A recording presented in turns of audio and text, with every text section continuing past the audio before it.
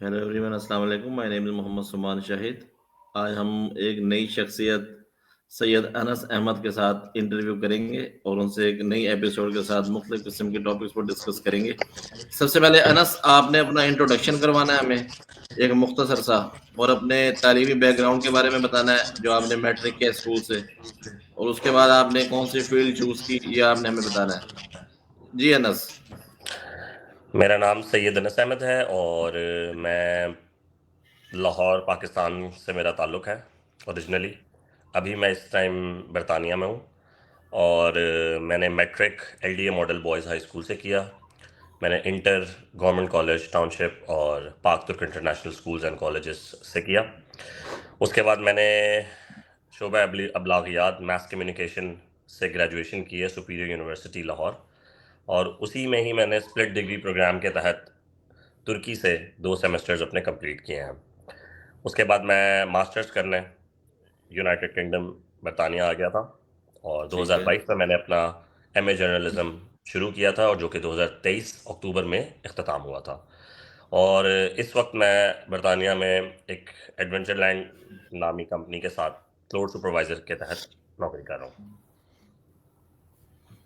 चलिए अनस, ये आपका एक मुख्तसर सा इंट्रोडक्शन हो गया। अच्छा, तो अनस ये बताइएगा कि आपने जैसे बताया कि आपने गवर्नमेंट कॉलेज टाउनशिप से इंटर किया, उसके बाद आप सुपीरियर यूनिवर्सिटी गए।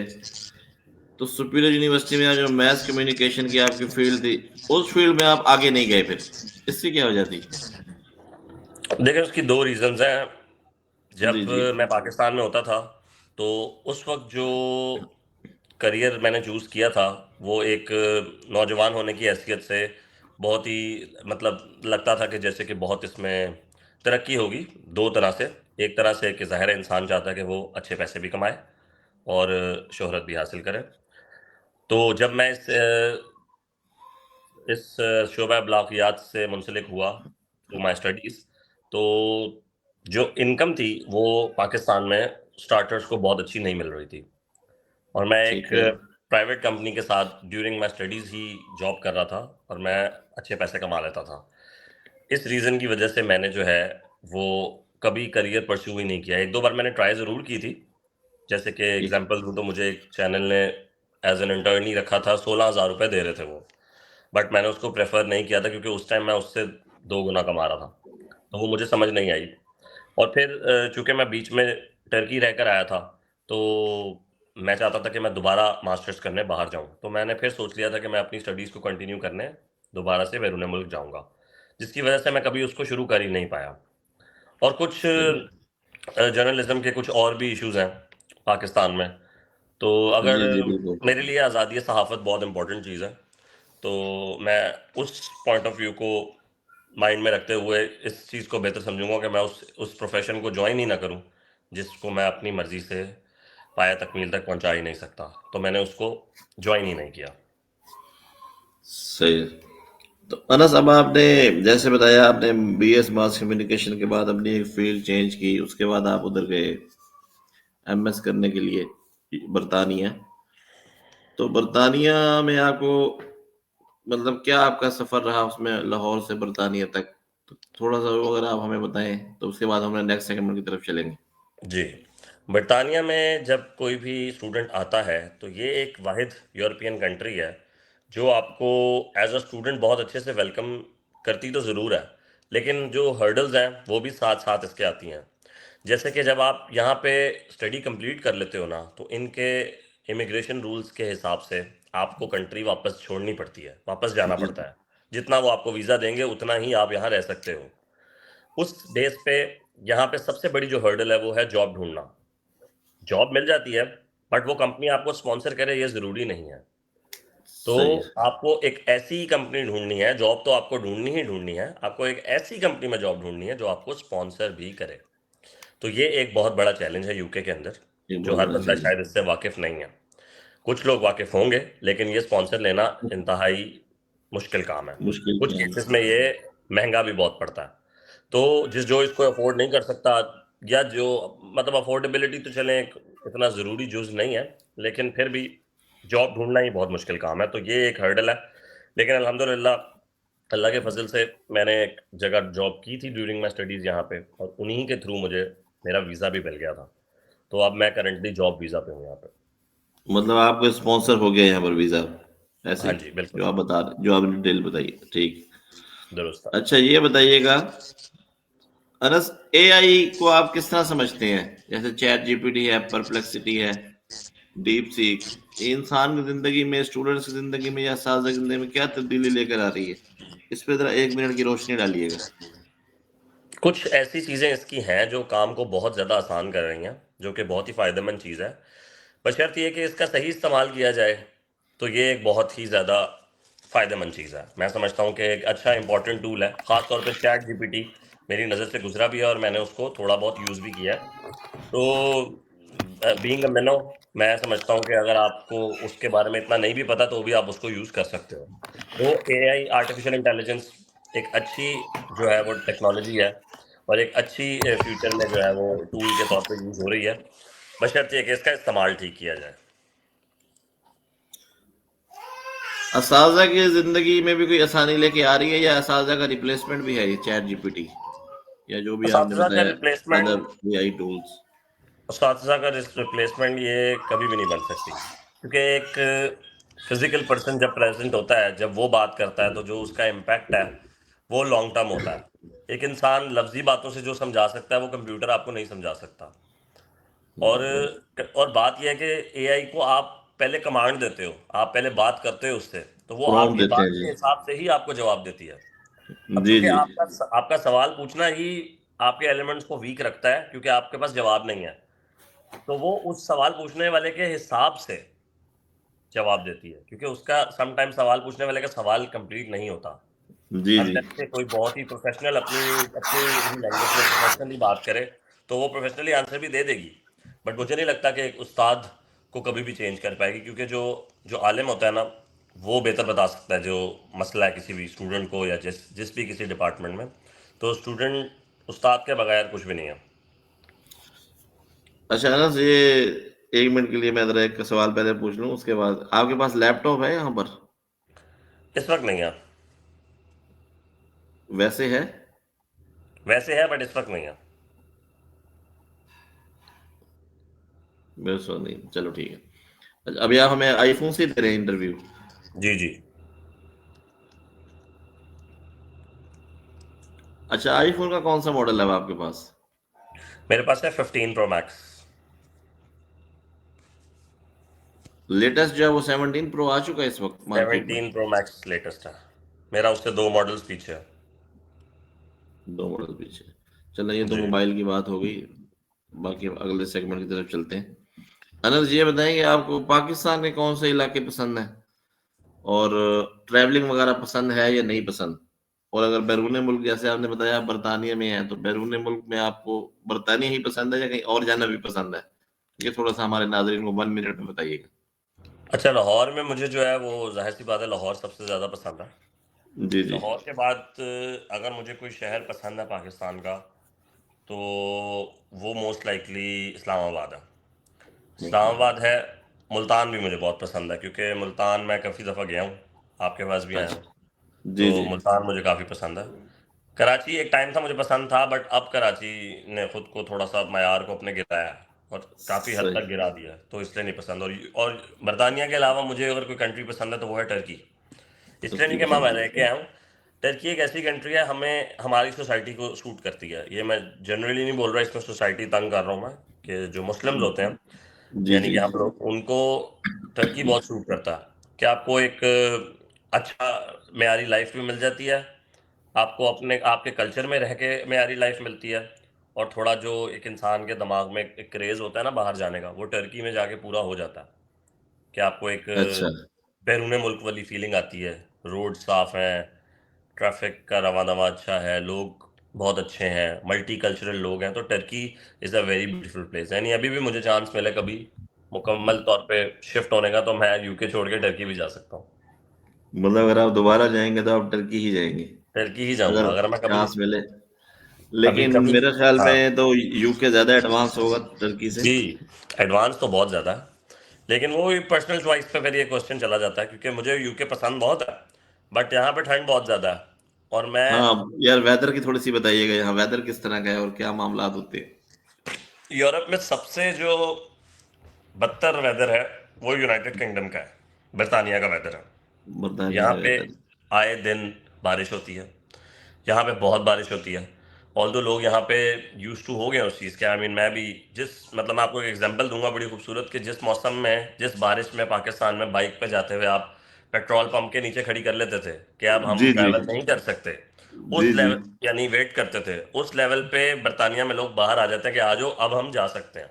मतलब अगर अब आपको ये समझ कम आई बारिश बात, है वहां पर ये अब हम कम जा बारिश सकते। कंसिडर होगी, समझे आप? जिस बारिश में हम लाहौर में पाकिस्तान में पंप के नीचे खड़े होते थे, वहां उस बारिश में हम यहाँ बाहर आ जाते हैं कि अब सही हो गई है। तो ये एक अच्छा एग्जांपल है इसकी बड़ी एक्सप्लेन करने वाली। तो वेदर का अच्छा, एक तो बहुत आप यहाँ कौन से सिटी में हैं इस वक्त बर्तानिया में? मैं लिवरपूल, लिवरपूल में। लिवरपूल में लिवरपूल में इस वक्त कितना टेम्परेचर चल रहा है? इस टाइम होगा तकरीबन 10-11 होगा, 11, 10? 11 है, यार 11 टेम्परेचर है 11 टेम्परेचर है। जी।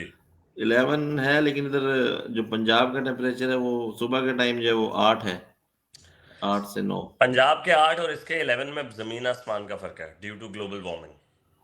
अच्छा, ये जी भी है। हाँ जी। मतलब थोड़ा यूके सा में जरा जब बताना। यूके में 25 टेम्परेचर होता है, जी जी। तो यूके में बहुत शदीद गर्मी होती है। पाकिस्तान में जब 25 टेम्परेचर होता है तो वो गर्मी, शदीद गर्मी नहीं होती। अच्छा, आप 25 से बाकी याद आया, आज सुबह मुल्तान में टेम्परेचर 25 ही था आज। तो हमें सर्दी लग हाँ, रही थी।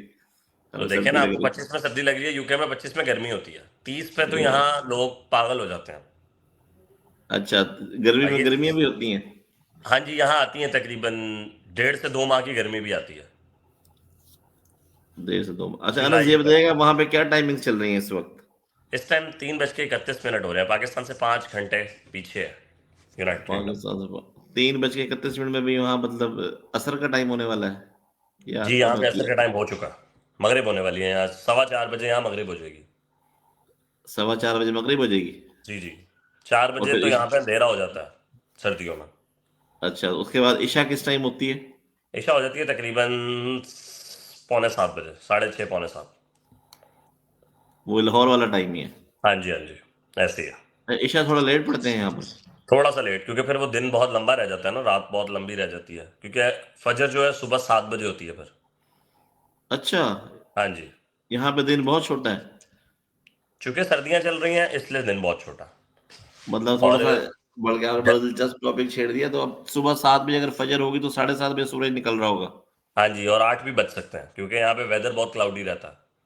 अच्छा, 8 बजे तक आपका दिन निकलेगा? जी जी, मैं जब यूनिवर्सिटी जाया करता था 2023 में, तो मैं जब जी जी। 7:30 पौने 8 बजे निकलता था घर से, तो अंधेरा ही होता था बाहर।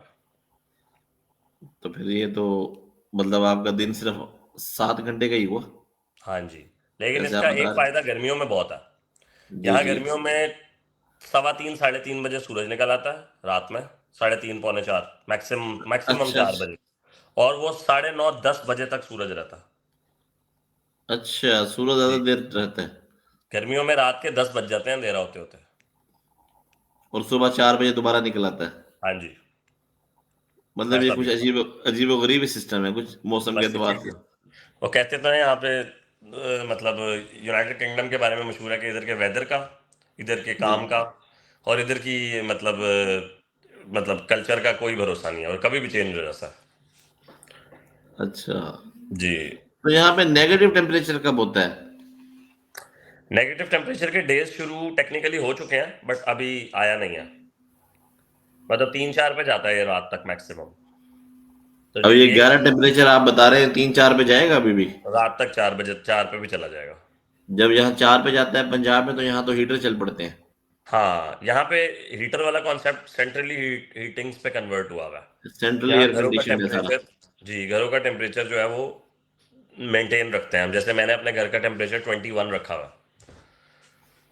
तो जो अच्छा। अभी घर का पूरा टेम्परेचर है वो रेडिएटर से कनेक्टेड है थ्रू थर्मोस्टेट, और थर्मोस्टेट उस टेम्परेचर को कट कर देता है हीट बढ़ा के, और 20 पे उसको घर को पूरा मेंटेन रखता है। मैं इवन टी शर्ट में भी घूम सकता हूँ घर के और अंदर। घर से बाहर जैकेट से कम नहीं चलेगा? जैकेट से कम नहीं, मैं गर्मियों में भी जैकेट नहीं उतारता, अच्छा, बाहर इतनी जाके। जरूरी है। हाँ जी, ठंडी हवा होती है गर्मियों में भी, और फिर बारिश हो जाए तो आप हंस सकते हो।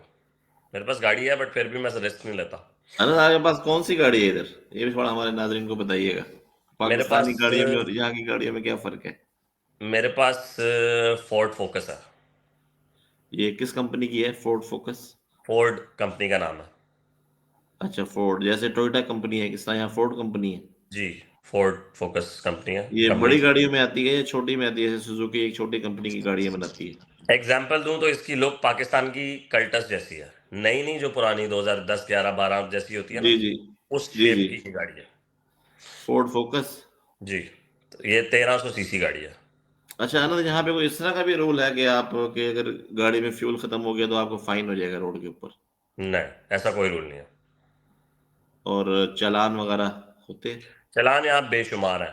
यहाँ तक कि टायर टायर की एक लिमिट है। टायर जब घिसना शुरू होते हैं, उसकी एक लिमिट दी हुई है, 1.3 mm डेप्थ तक उसके अंदर थ्रेड्स होने चाहिए।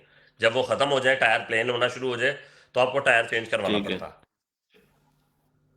और उस पर आपको पॉइंट्स लगते हैं। यहाँ पॉइंट सिस्टम है लाइसेंस पे, यानी कि जो भी नए आपने मुझे ड्राइवर को बताया भी छः था कि हाँ जी, नए ड्राइवर को 6 पॉइंट पे लाइसेंस कैंसिल हो जाता है, और पुराने ड्राइवर को 12 पॉइंट्स पे लाइसेंस कैंसिल हो जाता है। फिर दोबारा क्लासेस लेनी पड़ती हैं? आपको टेस्ट ही दोबारा देना पड़ता है, दोबारा। और यहाँ ड्राइविंग अच्छा। लाइसेंस सिर्फ ड्राइविंग नहीं है, यहाँ पे थ्योरी भी देनी होती है, उसका एक है ना? टेस्ट भी होता है। तो अब आपका ना क्या चल रहा है यार? जो आपने लाइसेंस बनवा लिया अपना यहाँ पे, उसके बगैर तो गाड़ी नहीं चला सकते जाहिर है। जी जी, मेरे पास पाकिस्तान वाला अलहमदिल्ला हिसाब तो नहीं होगा। 2 साल से ऊपर हो गया लाइसेंस है।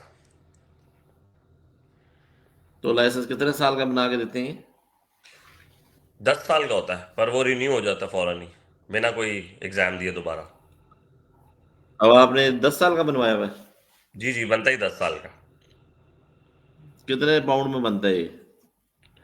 ये वैसे तो लाइसेंस की तो कोई फीस नहीं है, बट आपने चूंकि पहले थ्योरी का एग्जाम देना होता है, वो तकरीबन 25 पाउंड का है।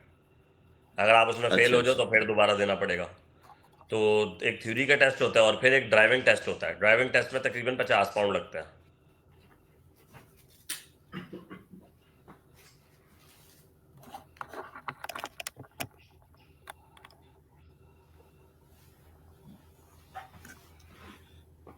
फिर एक ड्राइविंग टेस्ट है? फिर ड्राइविंग टेस्ट है, उसमें तकरीबन 50 60 पाउंड लगता है। अच्छा अच्छा। तो तो इस पे ये पैसे कितने में लगते जा हैं अगर पड़ता है आप। तकरीबन? क्या कह रहे हैं, सॉरी? कितने पैसे महीने का लग जाते हैं, मतलब वहां के हिसाब से पाउंड कितने लग देखो जाते हैं?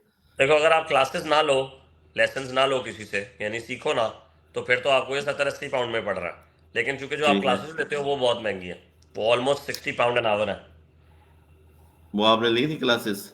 मैंने 17 क्लासेस ली थी। उसके बाद लाइसेंस बनवाया? हाँ जी।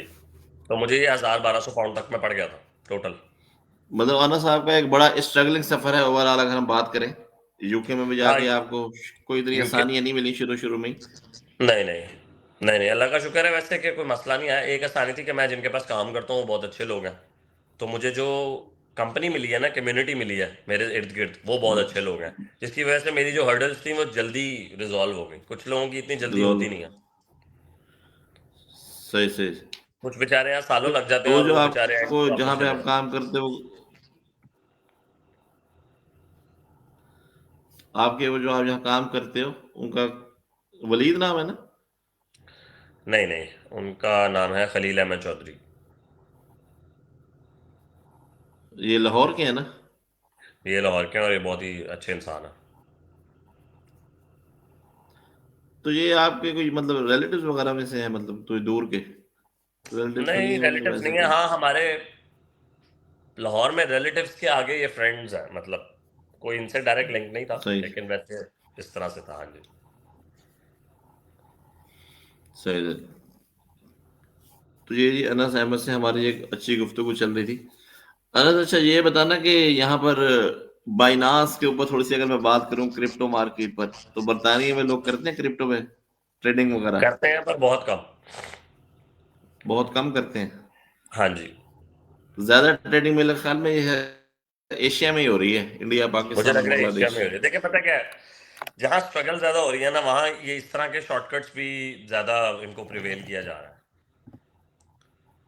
और मैं जो हूँ वो इसका मतलब यूजर रहा हूँ। पर मैं इसको कभी भी रिकमेंड नहीं करता अब। अच्छा, जी, क्योंकि मैं समझता तो हूँ ये एक अनस आप जो शॉर्टकट है। ट्रेडिंग करते थे वो स्पॉट ट्रेडिंग करते थे या फ्यूचर मैं करते थे?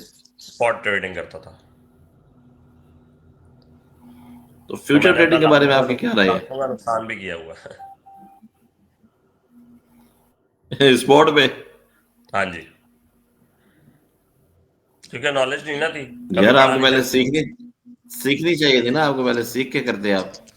बस वो हमारे कजन है सैयद बिलाल अहमद, उनके पीछे लगे हुए थे हम, जो वो कहते थे हम कर देते थे। वो भी डूब गए, हम भी डूब गए। सैयद और सैयद बिलाल अहमद साहब से मेरी गुफ्तगू हुई थी। सैयद बिलाल अहमद साहब को तो मैंने बताया कि पाउंड डॉलर बनाने कैसे हैं। अच्छा, उनको ये बताया ना फिर। पिछले हफ्ते तो मैंने उनको, अब वो तो मिलेंगे तो फिर बताएंगे उनको। वैसे मैंने बता दिया था उनको कि मैंने वो विद इन मेरा ख्याल 2 वीक्स ही मैंने उसे $100 में कन्वर्ट कर दिया था। अच्छा, ओनली ट्वेंटी सही डॉलर को सही। मैंने $100 में कन्वर्ट कर दिया था विद इन 2 वीक्स या with in 3 weeks maximum. But ये काफी लंबा वो टाइम है, जैसे 3 वीक्स में $100, मतलब रेशो वाइज तो बहुत कम है ये। असल में इन्वेस्टमेंट कम थी ना, इन्वेस्टमेंट ज्यादा हो तो फिर तो ज्यादा हो जाते। ये इन्वेस्टमेंट किस ज्यादा चाहिए ना प्लेटफॉर्म इसके से लिए। होता है? ये किस प्लेटफॉर्म से किए थे? बाइनांस से। अच्छा, बाइनांस से किए थे, यानी आपने स्टडी किया इसको। मैंने पहले ग्राफ को थोड़ा सा समझा था कि इसमें बड़े कॉइन्स कौन से हैं और मीम्स कॉइन कौन से हैं। ठीक है। इथेरियम के हिसाब से जो चलते हैं वो आल्ट कॉइन है सारे। उसके अलावा मीम्स कॉइन वो है जिनमें अनस ने पैसा डाला ऊपर चले गए, अनस ने पैसा निकाला नीचे आ गए। मिसाल दे रहा हूँ, वो अपनी मर्जी से ऊपर चले गए, अपनी मर्जी से नीचे आ गए। मतलब बिटकॉइन का और इथेरियम का उस पर कोई असर नहीं है। वो है मीम्स कॉइन जो न्यू लिस्टिंग होते रहते हैं। अच्छा, उन पे नुकसान ज्यादा। उन पे नुकसान ही नुकसान है, समझो। वो जो आप बता रहे हैं नुकसान आप करते रहे सैयद बिलाल अहमद साहब के पीछे चल के। अच्छा, एक कॉइन है वो अभी भी मेरा, मतलब मैंने उस पर $50,000 लगाए थे। जी उसका नाम बताओ है मुझे फिर। ALT। जी जी, कितने पे लिया था आपने आर्ट यूएसडीटी? एक सेकंड, ऑल्ट मैंने लिया था भाईजान। कॉल बंद तो नहीं होगी मेरी? मैं बैक जाके देख रहा हूँ। Nothing issue. 0.83 पे भाई। 1 मिनट मैं भी खोल के मैं देख लेता हूँ। $50,000 लगाए मैं 0.83 पे। नहीं नहीं, 0.83 तो कितने में लिया था आपने? $50,000 का उसमें लिया था। कॉइन का रेट क्या? ओ यार कॉइन का रेट अनस भाई क्या चल रहा था उस टाइम, कॉइन का rate? 0.83, that's what I am telling you. 0.83 पे था उस टाइम डॉलर। अच्छा, 0.83 ALT यूएसडीटी। हाँ जी भाई। अच्छा जी, इस टाइम ये चल रहा है 0.0133 पे। हाँ जी, मतलब समझे ये भी पैसे डूब गए मेरे, पर अभी तक निकाले नहीं है मैंने। ये तो वही है ना। ये आल्ट कॉइन तो है, ALT तो है, लेकिन ये वो नहीं है। ये मीम्स कॉइन में आता है, अल्फा में, वही कह रहा हूँ कैटेगरी ना कि अल्फा। नॉलेज नहीं इस थी, पे बिलाल ने बोला कि इनमें लगा दो, मैंने फिर लगा दिए। चलो मैं इस पे आपसे गुफ्तगू करता हूँ क्योंकि हम लाइव जा रहे हैं। तो इसको ठीक है मैं भाई। भी खत्म ट्रेनिंग के बाद करता हूँ आपसे। बस 1 मिनट आपका और लेंगे अनस। ठीक है भाई। तो अनस साहब आप क्या रिकमेंड करते हैं कि यंग जनरेशन को बाहर आना चाहिए, अब्रॉड नहीं देखना चाहिए? मैं बड़ी बड़ी एक ऐसी तल्ख बात करूंगा कि लोगों को लगेगा कि खुद बाहर है और बैठा ये बोल रहा है। मुख्तसर बात बताइएगा, विद इन मैं वन आपको मिनट बताऊंगा कि एक नौजवान नस्ल को बाहर नहीं आना चाहिए। जी जी। ये मैं आपको 100% बता रहा हूँ, एक्सपीरियंस से बता रहा हूँ। हर बंदा बाहर आने के लिए ठीक नहीं है। बना। हर बंदे एनी को ये पर्टिकुलर रीजन? कैसे, वो इसके पीछे रीजन ये है कि ये इंतहाई हार्ड काम है। ये नेचर के साथ खिलवाड़ है। और कैसा खिलवाड़ है कि नेचर ने, कुदरत ने आपको जिस मुल्क में पैदा किया, अल्लाह ने आपको जिस मुल्क में पैदा किया, अल्लाह ने आपकी बॉडी उस हिसाब से बनाई थी, हर चीज वैसे बनाई थी। हाँ, माइग्रेशन आपने की, हिजरत जी है ये जी बेसिकली। हिजरत तो हमारे नबी ने भी की थी। बट ये हर बंदा नहीं सह पाता। समझ रहे हैं आप? जी तो जी मैं समझता हूं कि अपने मुल्क में रह के ही कुछ करना चाहिए। अगर आज ऐसी सोच मेरे जी जी पास मैं तब होती, मेरे मरहूम मरहूम फूफा जी ने, मेरे मरहूम फूफा जी की ये सोच थी, और वो कहते थे कि बाहर जाने का कोई फायदा नहीं है, और मुझे वो आज समझ आती है। बट चूंकि अब मैं आ चुका हूं, तो अब मैं इसको उस हिसाब से सेट कर गया हूं। तो आई एम वेरी हैप्पी अल्हम्दुलिल्लाह आउटसाइड। बट मैं नए आने वाले को कहूंगा कि बहुत बड़ा रिस्क होता है ये।